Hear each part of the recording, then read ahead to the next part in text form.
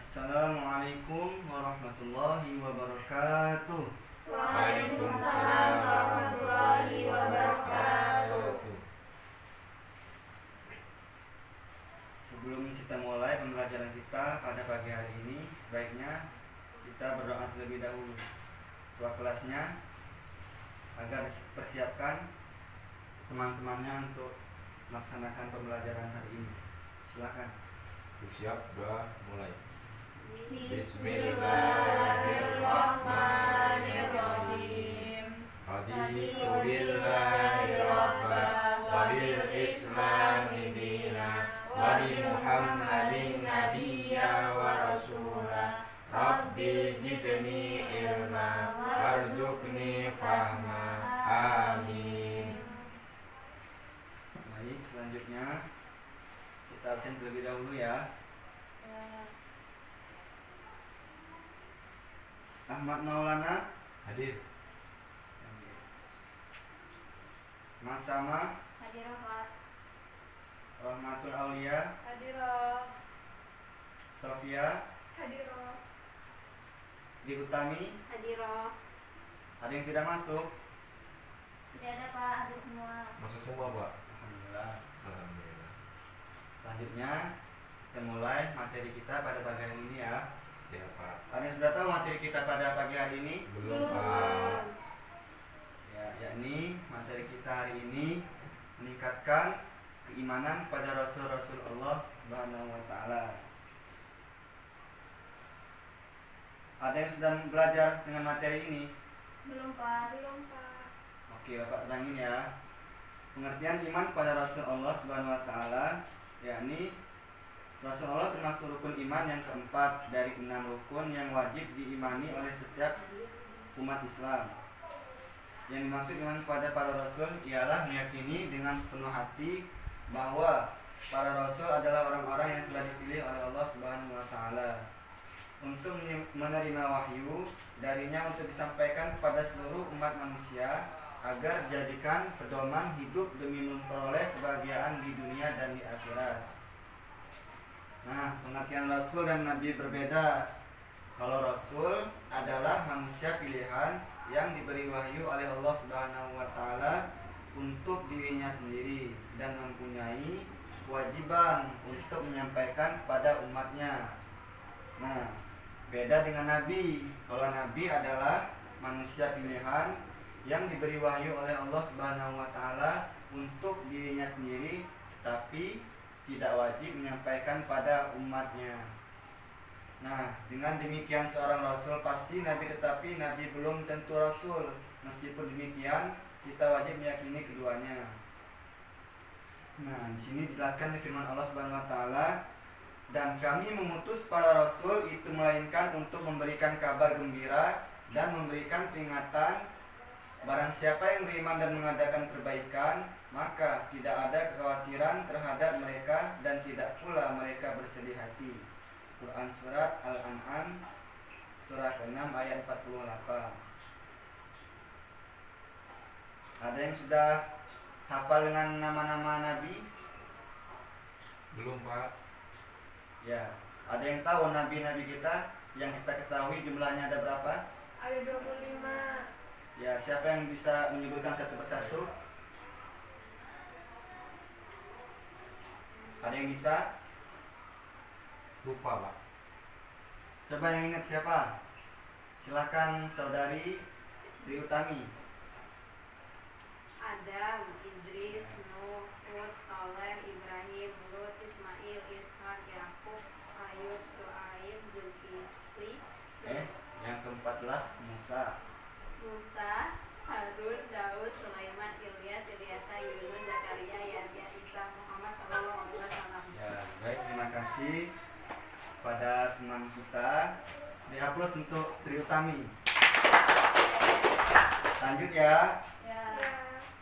Rasul Ulul Azmi. Rasul Ulul Azmi adalah utusan Allah yang memiliki kesabaran dan ketabahan yang luar biasa dalam menyampaikan risalah kepada umatnya. Di antara 25 nabi dan rasul ini, ada rasul yang diberi gelar Ulul Azmi, yaitu yang pertama Nabi Nuh alaihissalam, Nabi Ibrahim, Nabi Musa, Nabi Isa, dan yang terakhir Nabi Muhammad sallallahu alaihi wasallam. Nah, sifat wajib Rasul ada 4, antara lain sidik, amanah, tablik, dan fatonah. Nah, sifat mustahil bagi Rasul ada yang tahu? Tidak ada, Pak. Ya, Bapak jelasin, yakni yang pertama kizib, yang kedua khianah, yang ketiga kitman, dan yang terakhir adada balada.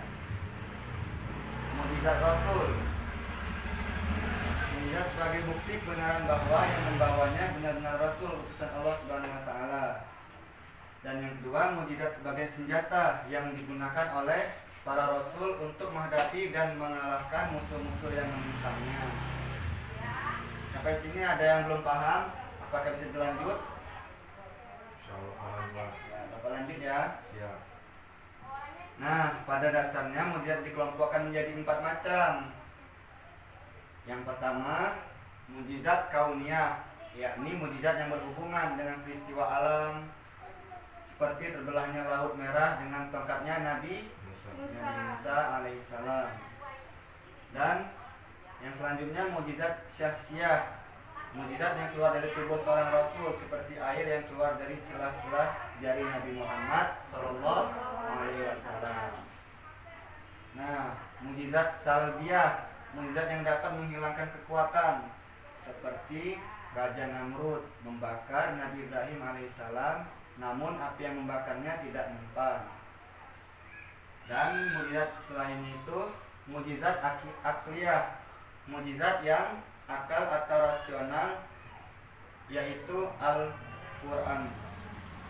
Nah, tanda-tanda beriman pada Rasul-Rasul Allah SWT, yakni teguh keimanannya kepada Allah SWT, mempercayai ajaran yang disampaikan para Rasul, mengamalkan ajaran-ajaran dibawa oleh Rasul, menjadikan Rasul sebagai teladan hidup baik sebagai pribadi ataupun pemimpin umat. Nah, yang E, contoh perilaku beriman kepada Rasul-Rasul Allah SWT dalam kehidupan sehari-hari.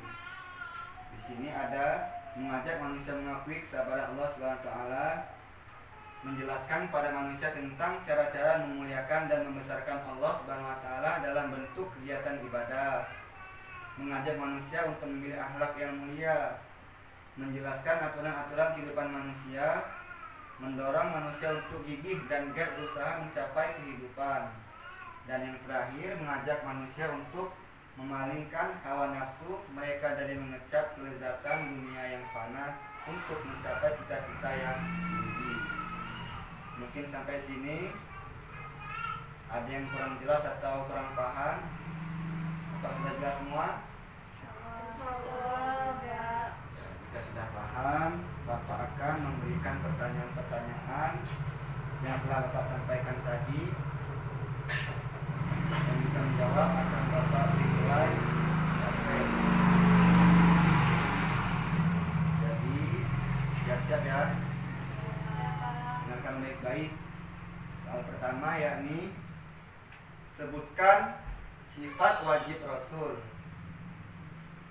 Ada yang tahu sifat wajib Rasul? Silakan angkat tangan. Siapa yang bisa? Saya Pak. Ya, coba saudari Masa Mayu kita, silakan. Sifat wajib bagi Rasul itu ada 4. Yang pertama itu sidik, kemudian amanah, tabligh, dan fatonah. Ya. Baik. Beri aplaus pada saudari Masa Mayu kita. Lanjut ya, pertanyaan yang kedua, yakni mukjizat ada 4 macam, dan tolong sebutkan 4 macam tersebut. Apa itu mukjizat yang telah Bapak sampaikan tadi? Coba silakan saudari Sofia. Mukjizat kauniyah, syahsiyah, Ya. salbiyah, dan akliyah. Ya, baik. Benar yang dijawab oleh saudari Sofia. Benar. Silakan yang ingin mencatat, silakan catat. Selanjutnya, pertanyaan yang terakhir ya. Ya. Dengarkan baik-baik. Jelaskan Apa saja tanda-tanda beriman kepada Rasul? Ada yang tahu? Saya Pak. Silakan saudari Rahmatul Aulia. Tanda-tanda beriman kepada Rasul itu ada 4. Ya. Yang pertama, teguh keimanannya kepada Allah. Ya. Yang kedua, mempercayai ajaran yang disampaikan para Rasul. Yang ketiga, mengamalkan ajaran-ajaran yang dibawa Rasul. Yang keempat, menjadikan Rasul sebagai teladan hidup, baik sebagai pribadi ataupun pemimpin umat. Dah Pak. Oke, terima kasih jawaban dari saudari Rahmatul Aulia. Beri aplaus untuk saudari Rahmatul Aulia.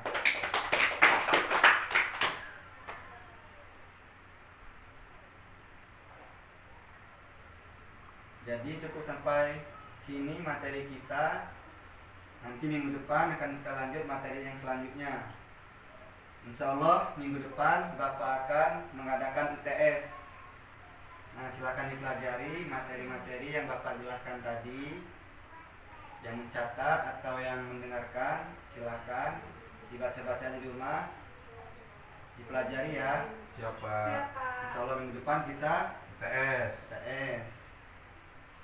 Mungkin cukup sampai sini Bapak menerangkan materi kita pada pagi hari ini. Semoga bermanfaat dan berkah serta menjadi ilmu yang bermanfaat. Amin. Ya. Bapak akhiri, mungkin ada salah kata atau ucapan, pada Allah Bapak mohon ampun, dan kepada kalian semua Bapak minta maaf. Akhiru kalam, wallahul muwaffiq ila aqwamit thoriq. Wassalamualaikum warahmatullahi wabarakatuh. Waalaikumsalam warahmatullahi wabarakatuh.